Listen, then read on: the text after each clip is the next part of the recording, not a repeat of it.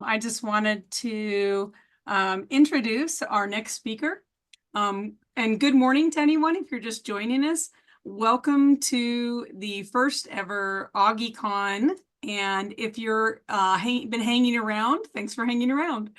Our next speaker is Andrea Mueller, and her presentation is Code Set Style Breakdown for Civil 3D users. Early on in her career as a licensed professional civil engineer, Andrea came to the realization that she found the software more interesting than the project she was using it on. I think many of us can relate to that.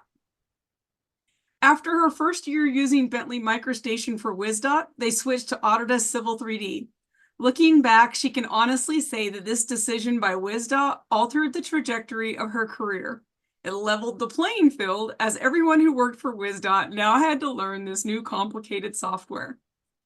Andrea, being fresh out of college and having a relatively simple life of work and play, was able to dig in and spend hours watching Civil 3D learning videos.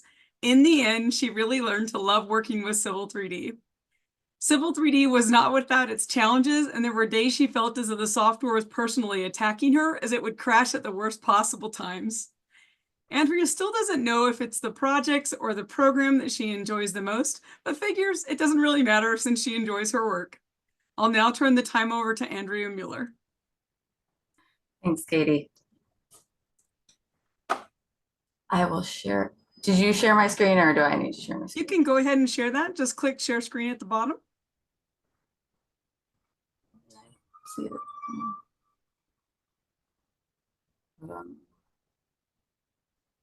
Make it bigger. There we go. Sorry about that. I see it now. Thank you, Katie, for that lovely introduction. I know I wrote my intro. I kind of expanded a little bit more than probably needed to when I was filling out that application. But that's okay. Everybody loves that. You know what? It gives it more personality. Yeah. So yes, I have been using Civil 3D since about 2010. It has definitely grown and become much more user-friendly than it was in the beginning. But today I'm going to be talking about code set styles in Civil 3D and breaking them down so that they aren't maybe as scary as some people feel they are. Yep, just another short bio. I currently live in Phoenix and work for HDR as a senior civil BIM designer. So our agenda today, we're going to cover what is a code set style. And I might refer to it as a CSS from here on out. You'll probably hear me interchange that quite a bit. We'll talk about what it is like conceptually, and then we'll go into its components, the inputs and the outputs. And then we'll cover its applications in Civil 3D. It's one of the only styles that is in the program that actually has multiple applications, multiple objects that it can be applied to.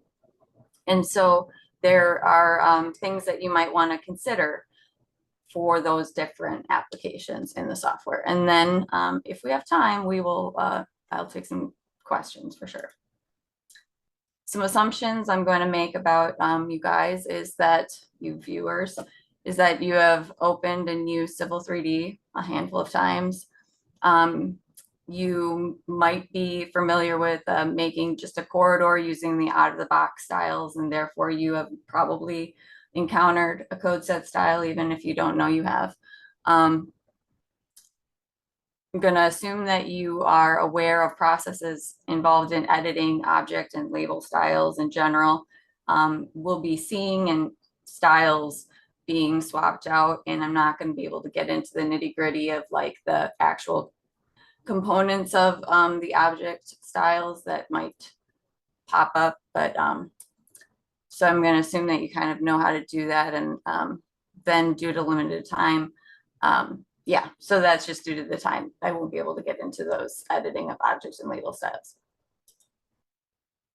So what is a code set style conceptually? Like if we think about the word code, I think this will help out. So there's codes that are like rules or guides, like manual codes, building codes, moral codes. We're not really talking about that type of a code. There's computer code, which really doesn't also jive with code set style, except for the fact that it's also in a computer. And then there are passwords when you think of code, and that's like a code word. That's probably getting closer. But then there's like Morse code, and this one I think fits a code set style, the code and code set style kind of the best, because you know, there's symbols or tones that you type out and you get a word on the other side. And so there's many different like combinations of tones, and they spit out different words. And what a code set style does is it takes codes and it spits out styles based on those codes. And it takes many codes and spits out styles. So it has this just like a mapping process.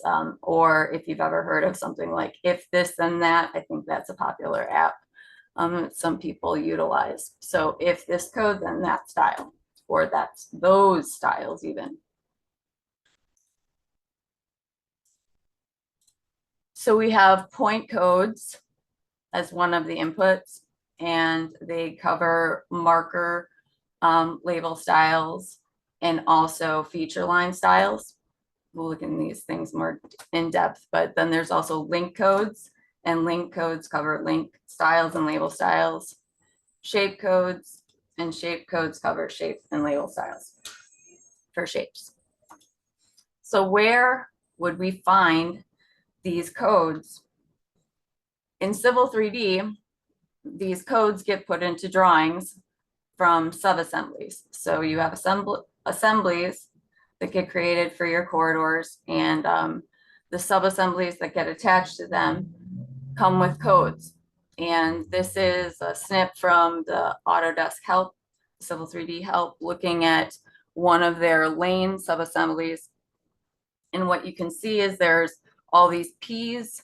There's about 10 P's, 5 L's, and 4 S's, and each of them have these codes assigned. And then there's this coding diagram, so you know where the points are in your subassembly, where the links are, and the shapes. Actually, this little diagram right here doesn't have the shapes, but the shape is S1 is the top one, S2, S3, S4. So a thing to note is that a shape requires at least 3 links because it needs to be an enclosed region, and a link requires 2 points. And so and then a point is just one, and you could have an assembly with just 1 point on it. Just something to keep in mind. So now I'm going to go into the program and look at a assembly in the software. So if we look at this assembly, it's using some out of the box styles. It's not really that great. You know, you probably wouldn't want to see these overlaps or anything in a cross section or anything, but we're just like taking a look at it, and we're going to swap some things so that you guys can see what's going on.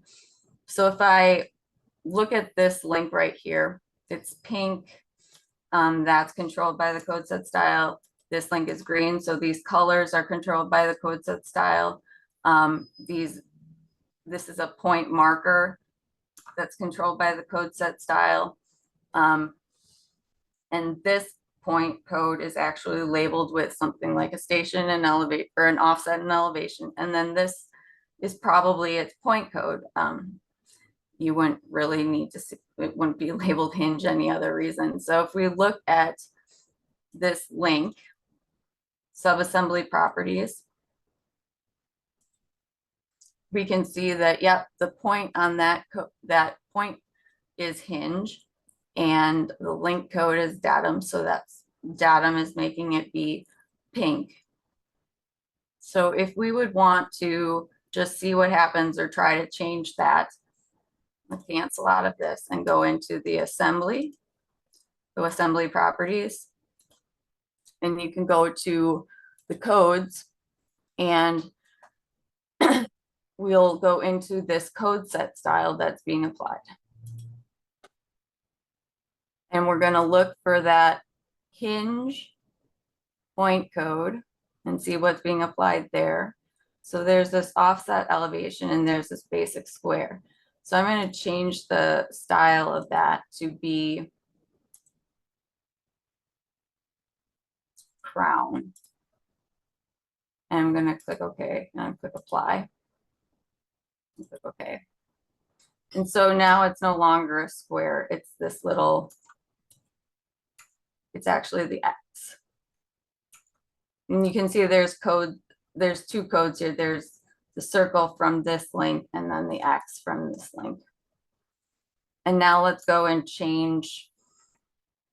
That's weird. I shouldn't have changed them. Just I needed to refresh my screen. I was like, I didn't change all the codes. I don't know why they disappeared on me. So I want to look at this one because it's got a hatch pattern in it. So let's see if we can change the hatch pattern on this. So if I go in and I look at the subassembly properties of this, it's a basic sidewalk.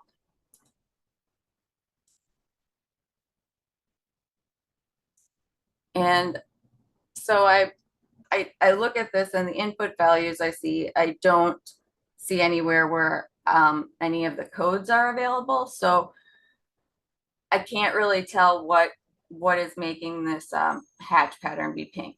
So I'm going to jump into the subassembly help. I'm going to take a drink of water first. I'm going to jump into the subassembly help because that's where we can figure out what codes are being applied where, like that coding diagram we looked at before.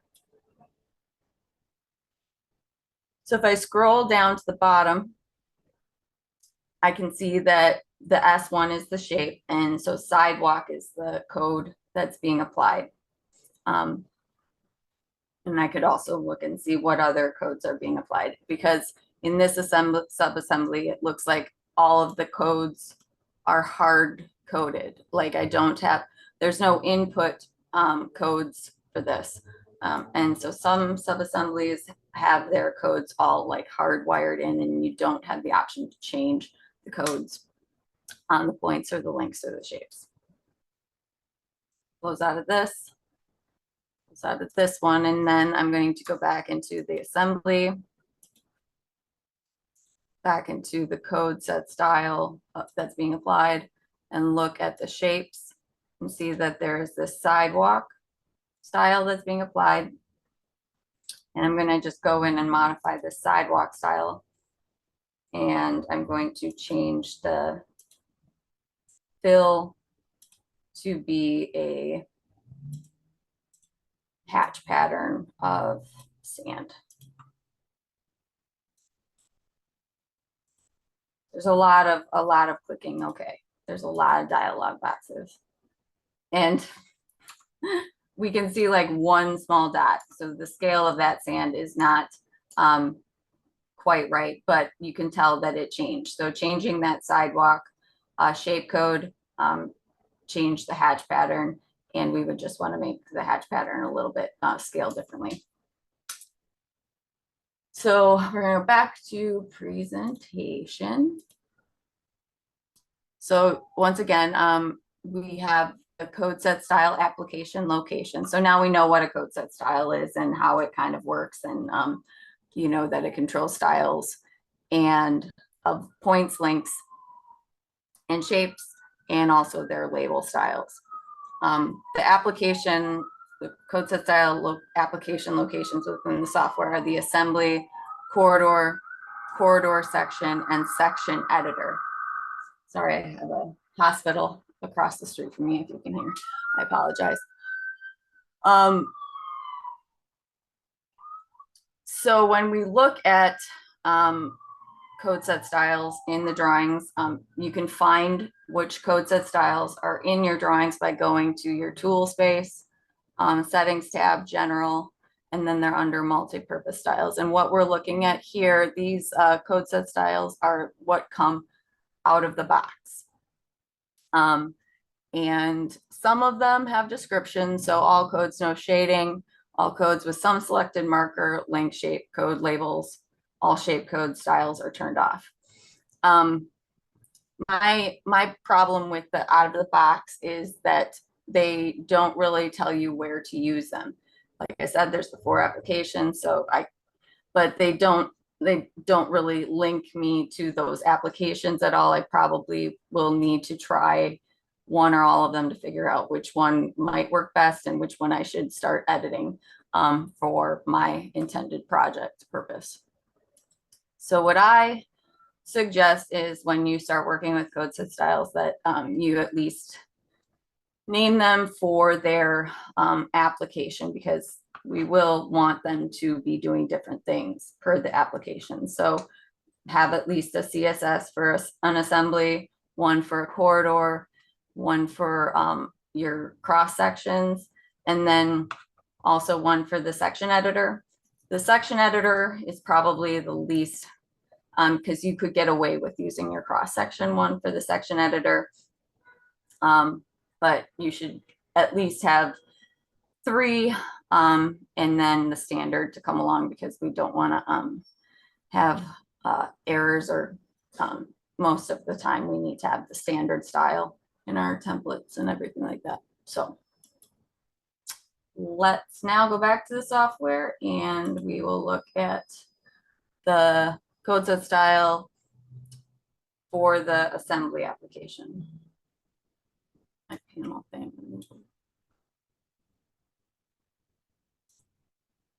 Okay. So this is that same assembly that we were looking at before, just styled differently. When we're thinking about using a code set style for an assembly, I've kind of made all the links the same color, and I've made these points, the circles all the same, and I've given them labels. So I think for the assembly, the labels are very important, and could be specific to you. What do you like to see? We're basically just trying to display things that would make corridor modeling easier, where we can just jump over and take a look at this assembly and know what the point codes are, what the link codes are, what the width and slope of the links are, without having to actually select the sub-assemblies and go into their properties to, figure out that information. We want to make it just all visually apparent right away. I tend to keep my label small to be able to zoom in. If you do make them bigger, they will probably end up overlapping in some cases, because remember, we do usually have some like shorter links involved. So if that's up to you, if you want to make them a little bit bigger, I don't mind them being smaller and having to zoom in. One thing to note is that I usually make sure that you have your links on line types that are continuous, because we want to be able to select them. Make sure that your point codes have markers that are big enough that when that they're easy to select and attach to, because when you select or when you attach sub-assemblies, you need to be able to select that marker. So those are some considerations for your assembly code set style. And then when we talk about the next application would be the corridor. And the corridor application for the code set style is the most different from the other 3, because it is basically a different view. You're looking at it from the plan, from the top. The majority of the time, you can also switch it into a perspective view to see it as more a 3D object, but it's looking at the top. And so when I zoom in, what's being controlled are the links. So the links are these green lines and these pinkish lines that are running perpendicular to your alignment. and the lines that are running parallel to the alignment are feature lines. And the feature lines are being created by the point codes. And that makes sense, right? Like, so when we had, those point codes at the ends of the links, all the corridor is doing is attaching or connecting them and putting, at every frequency, at every insertion. And those can be connected or not. By default, they're connected. So if we go into the corridor properties and we look at the feature lines, from what I was saying, like these codes right here are those point codes. And by default, they're being connected. And then the feature line style is controlled by the point code. So if we go to the codes, let's look at CSS corridor code set style. If I go in there and I look at the points, I can see that here this bench-in is controlling this feature line style. And this daylight code is making the corridor be a corridor, or the feature line be corridor daylight. I will say that if I would change this now to be corridor ditch and click apply and okay, it does not update retroactively. You'd have to basically swap out the corridor or swap out the assembly and swap it back in to get the new different feature line to show up. But initially, so feature lines kind of their styles aren't quite as dynamic as like changing a link style or the link styles. But we also see some other things in the corridor. We have the ability to shade or and we also get the option to have pay items be assigned. So let's go back into this corridor code set style that we have assigned. And if we look at the links, we have the style being applied is what's making the color of that line. But we can apply some materials, and these render materials that are applied per code are what we would see if we looked at it from a parallel perspective or any sort of like an object viewer. And the material fill style is what we're seeing right now as the hatch patterns.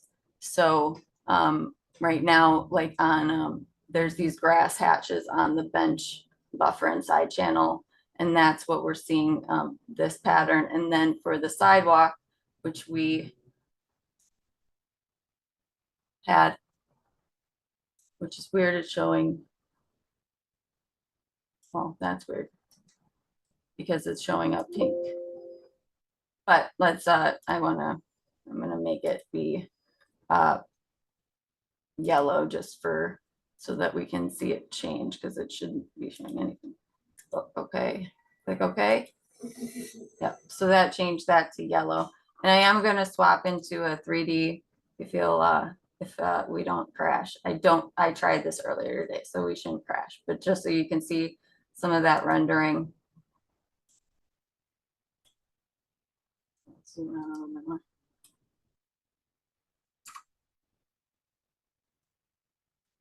Oh, and you have to change this to be realistic. Yes. So now if we zoom in, we can kind of see that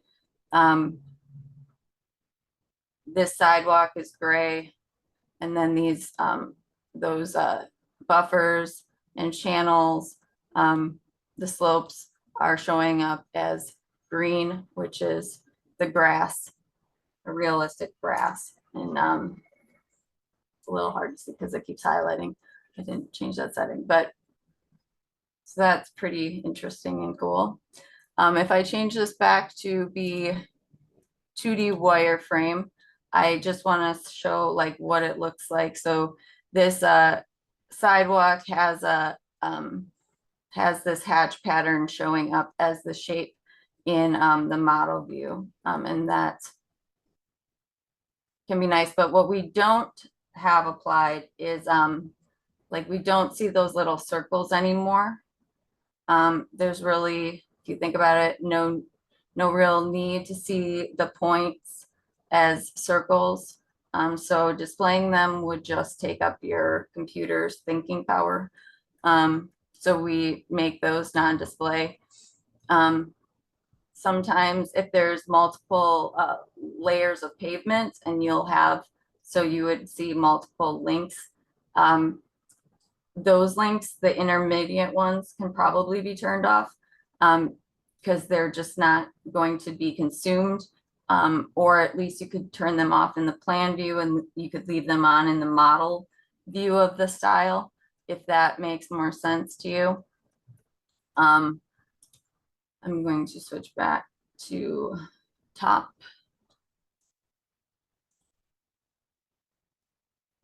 Zooms way out. Another thing to consider is when you're putting in feature line styles is if you want them to have any line type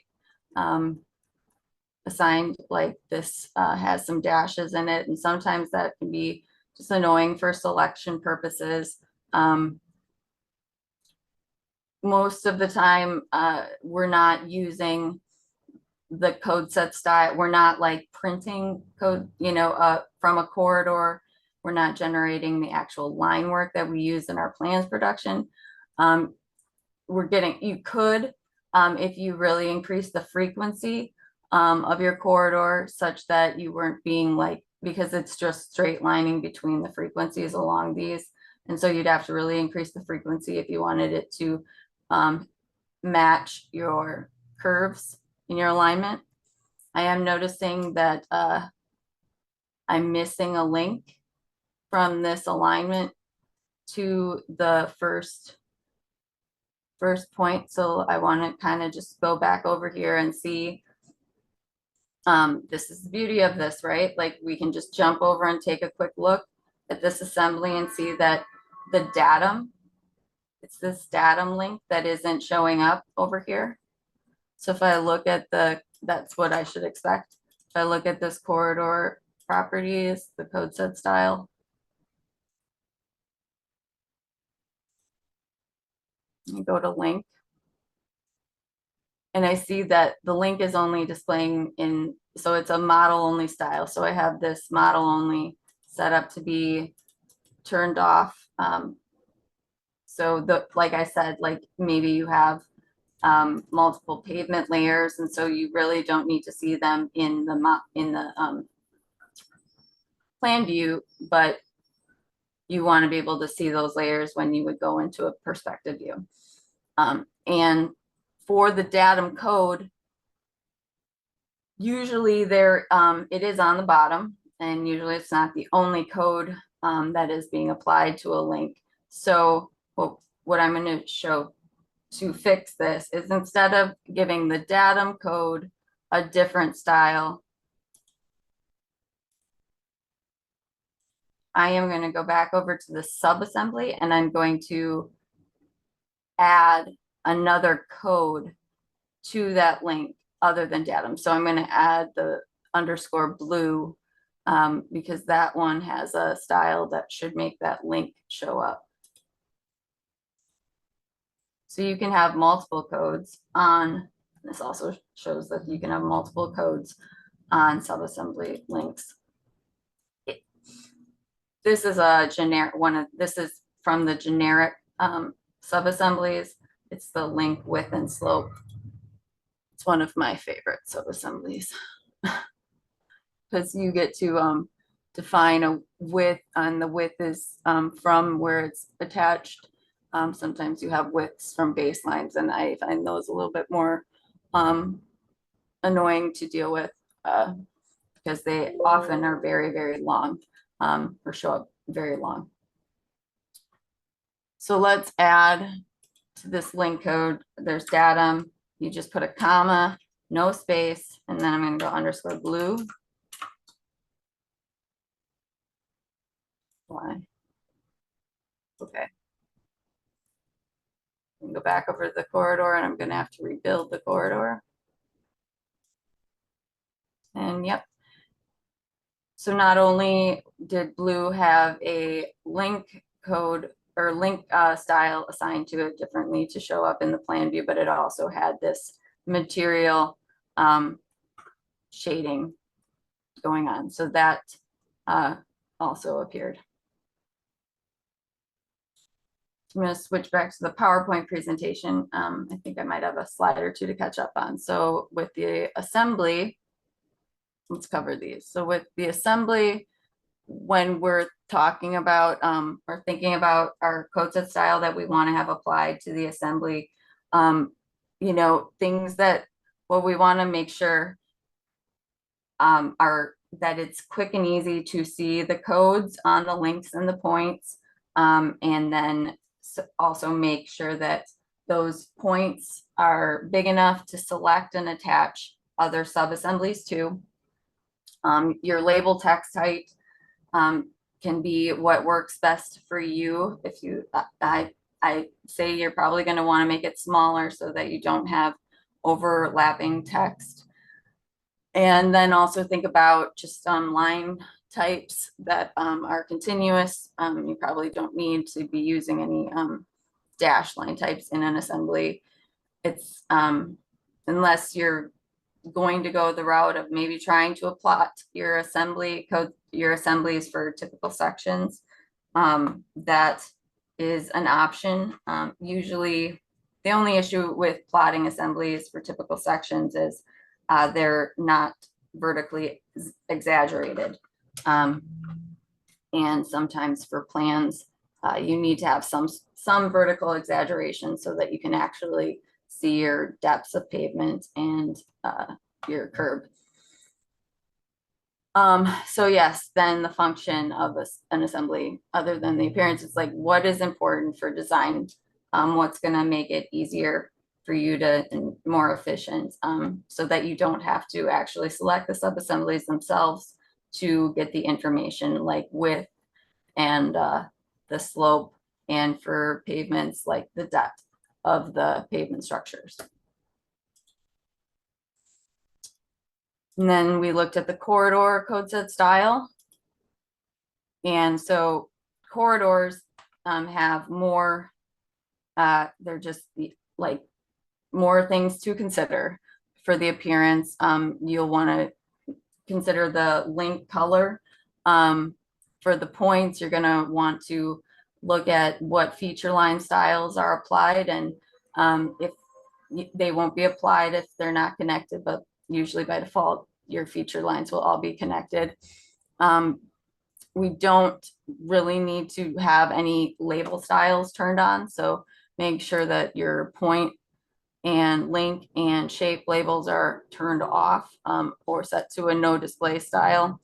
All of that will, picking and choosing things that are you don't need to have displayed, like if we had little circles on all those points, you wouldn't even see them, but it would be taking up processing time when you rebuild your corridor. So just things to consider. And we're going to go back and just look at, because I forgot to kind of cover the pay item data, and also with corridors, you get the option to extract things based on your code set style. So I'm going to jump back to the software and look at this code set style again.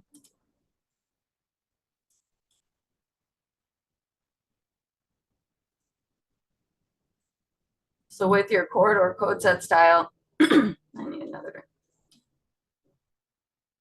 With the links, you do have the option of assigning pay items that will give you, they will give you an area. So like what's being hatched out here will give you an area that, so you could assign like erosion control mats or seating, and apply a feature. The pay item would then have a formula if you're doing something like a seating application. But so you do have the option to automatically assign pay items based on link codes. And you also have the option to assign linear pay items based on point point codes by way of those feature lines that you are creating. So that is another thing to consider with your CSS corridor code set style that doesn't have application with the assembly code set style, for example. And then the last thing is with the corridor and the improvements over the years that Civil 3D has made, you do get these launchpad items of things that you can do. I'll make it a little smaller so I can see it. For extraction. So you can extract corridor solids, and when you extract corridor solids, it's going to pick based on like you can do the codes and of those solids, the names of those solids from your code set style that is applied. And then if you would look under the launchpad of extracting feature lines, alignments, profiles, those are all going to have the option of naming from the codes in the code set style that's applied, points. So you can extract points from a corridor. So all of these, you could have your staking points if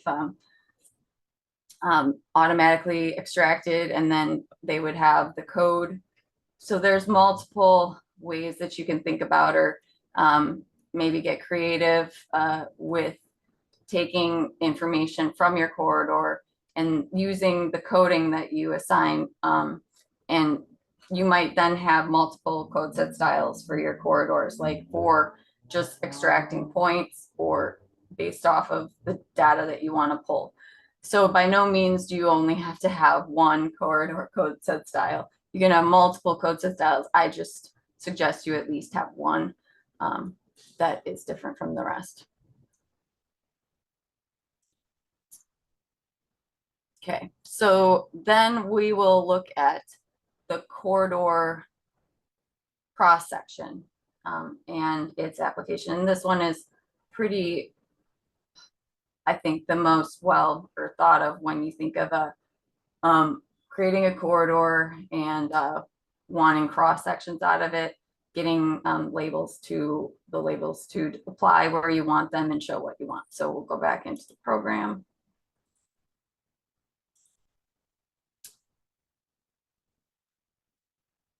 And I have some cross sections now created from this corridor. Let me drag this guy out. Notice that it doesn't reach. So if we look at the sections, they can also have their own code set style applied.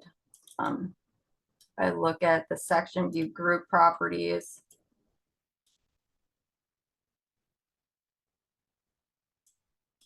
And I look at the sections code set style breakdown.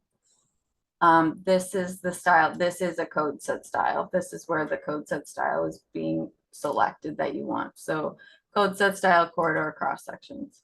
Okay. And when I look at this, it depends on what your project is requiring, where you need to have points labeled. But if, you know, thinking about what we have seen previously, we don't need to see anything really like a circle or anything on any of these points. We just need to have them labeled. We need to see the slopes on on all of these grade breaks. And one thing I'm seeing is like, I might need to have a point at the center line to have that be labeled. And with this subassembly, that width and slope, I don't believe that had a specific point code different from this one. So I might go and use one of my other favorite subassemblies. If we go back over to the assembly, quick editing, I will open up the tool space or the palette for this. And one of the most versatile things that I have utilized is the marker point. So it's just a point that you can add and give it its specific code. So I'm going to call this one hinge as well.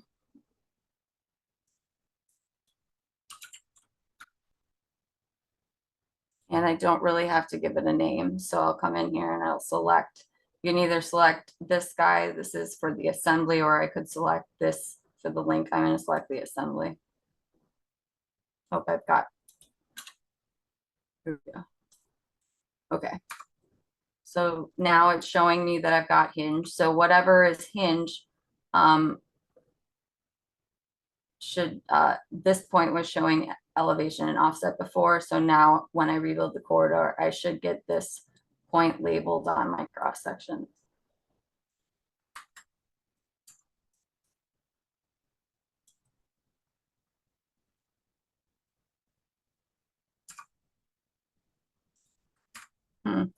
Did not label.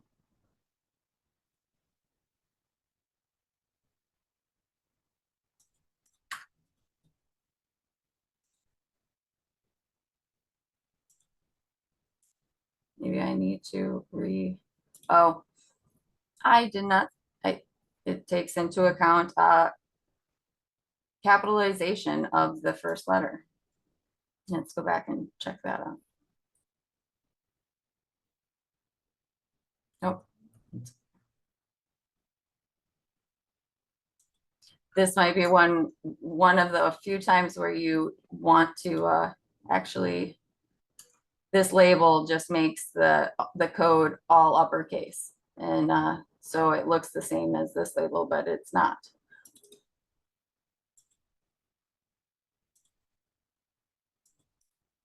Let's try it. Capital H-I-N-G-E.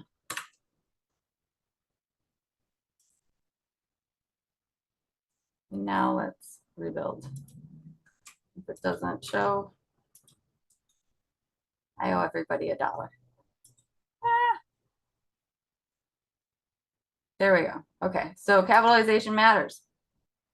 So now we have that point showing up. I'm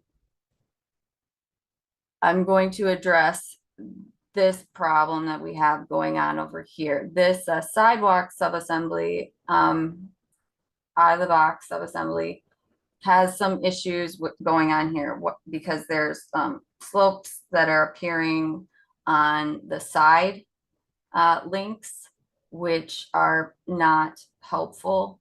I think it also has it's labeling the bottom link and the top link, which is causing some overlap. So I want to, once again, go look at probably the subassembly properties itself. And I can actually jump to the help, which will show me the coding on it. So I'm going to do that again. And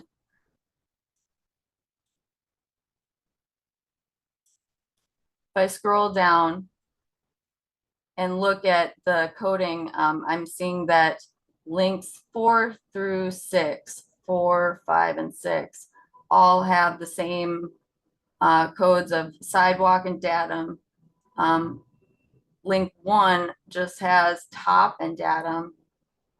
Link 2 and 3 have top and datum. So I could, if I just wanted that top link to be labeled, I could just change the code to be on top and not sidewalk. However, most of the time you're going to have other links in your assemblies that have top, and because a lot of the out of the box pavements and other things all have top assigned, so that you can just select top links to create a surface. So I hesitate to just assign label style to top, and I hesitate just to assign label styles to datum. So for this instance, I might just make sidewalk have a no display or a no label style. And for this application, I am not changing the width of the sidewalk at all. So you could just apply another link over the top of it, a generic link width and slope that you could then assign and make that be what, you know, ever labeled, just have that one be labeled. Just know that those are things that you might run into. If I want to leave a little bit of time for questions. I will say this, if you have like a lane or something that varies in width and you can't just apply a link width and slope to the top of it because it's going to vary in width and you need to be able to match that, there is a way that you can do that with parameter references, and I would be happy to show anybody how to do that after the class today, or send me an email. I have to figure out how to get into the room after the class if you have questions. So then last, we're going to go back just to the presentation really quick. And so, like I said, the section editor, that is where, and I don't know if some kind of found that a lot of people don't really use the section editor or know that it's there. You access the section editor from your corridor by clicking, it should show up on your ribbon, and you can click on the section editor and it'll give you a code set style assigned to your assembly, and this one is pretty unhelpful. So basically you're looking at a section and you get to like just go section by section. And you can set up your views to have more in your section editor. You could have a plan view displayed as well. The way you find out what code set style is being used for this code or the corridor section editor is you go to view edit options and scroll down to the bottom, and it's pulling in the CSS corridor, which is weird because you would at least expect to see some points. Maybe I need to regen again. Anyway, we'll change it to my section editor and see if that makes it better.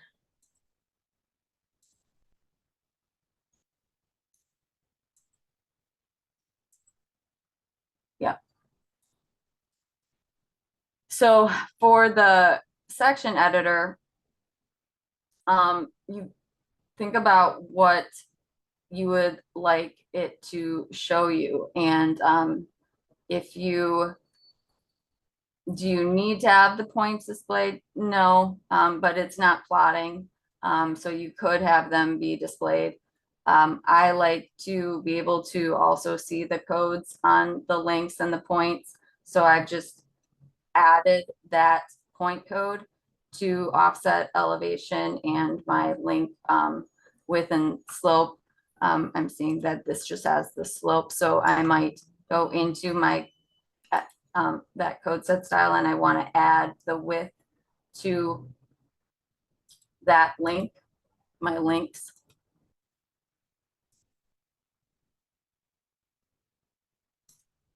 So under link, I've got this slope, percent slope code being applied. I want to also see the width. So I'm going to go layout, create text, let's add. So it's got the link code, the link grade, and I'm going to do the width.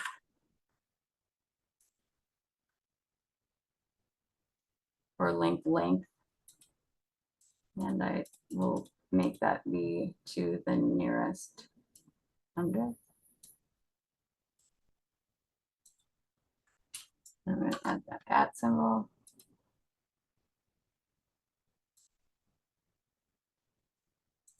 So I did it to the percent slope. I'm gonna leave the horizontal, vertical, the steeper slope. Okay.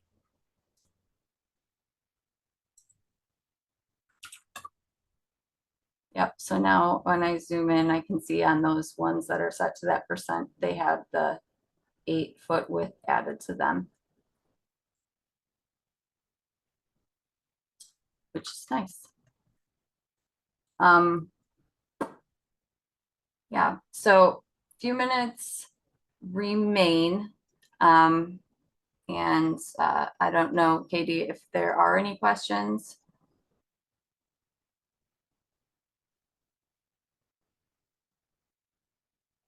Hi, well, we Hi. don't have any questions right now, but does anyone have any questions for Andrea?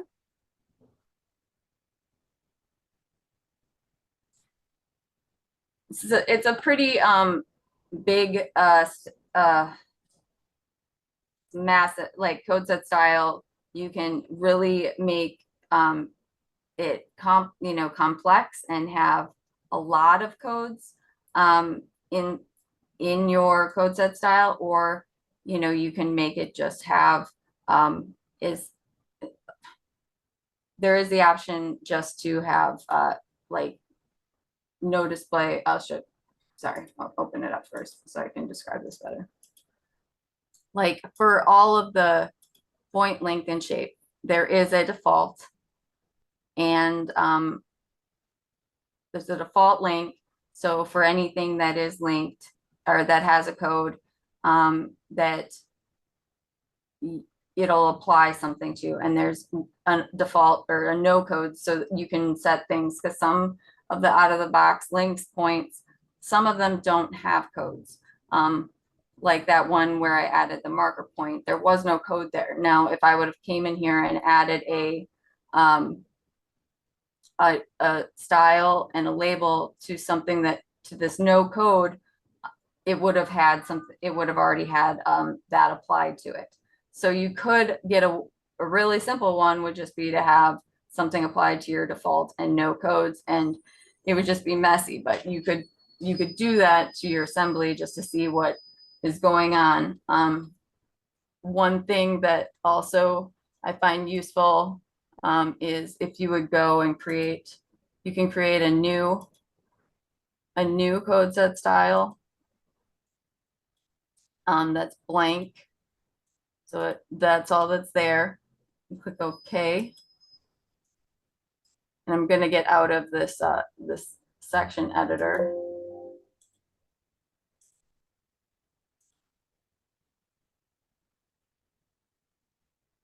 I'm going to go back over by this assembly.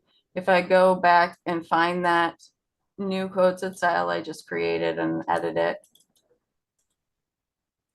a quick way to get your codes that you know, or the codes that you've already applied to an assembly, is to go import codes, and you can select an assembly and it'll bring in the codes that are used on that assembly. So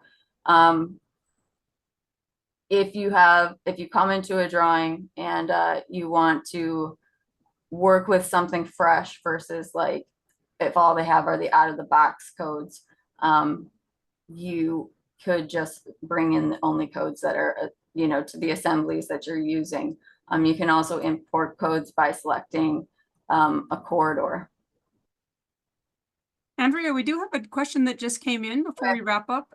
Jason Schmidt is asking, what are some of the benefits of having more detailed code sets?